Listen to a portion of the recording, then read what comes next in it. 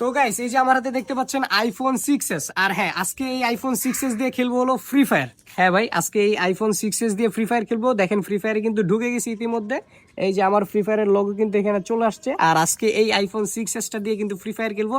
তো চলেন কয়েকটা ক্লিপ দেখে আসি। তো এইখানে দেখতে পাচ্ছেন আমি কিন্তু গেমের ভিতরে ঢুকে গেছি অলরেডি। আর আমি কিন্তু এখানে প্যারাশুট থেকে নেমে যাচ্ছি। আর এই যে সেই আইফোন 6s ভাই, এইটাতে গেম খেলতেছি। আজ থেকে 10 বছর আগের একটা আইফোনে কিন্তু আমি এখানে গেম খেলতেছি। আইফোনের একটা মজার বিষয় কি, আপনার যতই পুরান সেট হোক ভাই, আইফোনের ফ্রি ফায়ারের সেন্সিটিভিটি বা যে কোনো গেমের সেন্সিটিভিটি কখনোই কমবে না। আপনি স্মুথলি রান করতে পারবেন।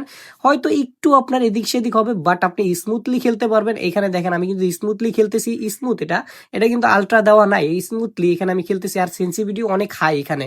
তো গাইস, এখানে তো গেম প্লে দেখলেনই আপনারা।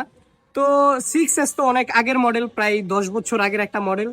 6s হিসাবে গেম প্লে মোটামুটি ঠিক আছে, কারণ ভাই 10 বছর আগের একটা ফোন। আর ওভারঅল ফোনটা খুবই হ্যান্ডি।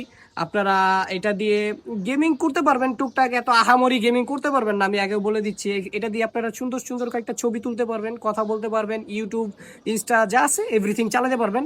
বাট গেমটা একটু কম খেলাই বেটার, কারণ অনেক আগের মডেল তো একটু প্রেশার কম নিতে পারে। তো ধন্যবাদ অ্যান্ড আসসালামু আলাইকুম। যার যার লাগবে তাড়াতাড়ি আমাদের পেজটা ফলো করে মেসেজ করেন। ধন্যবাদ।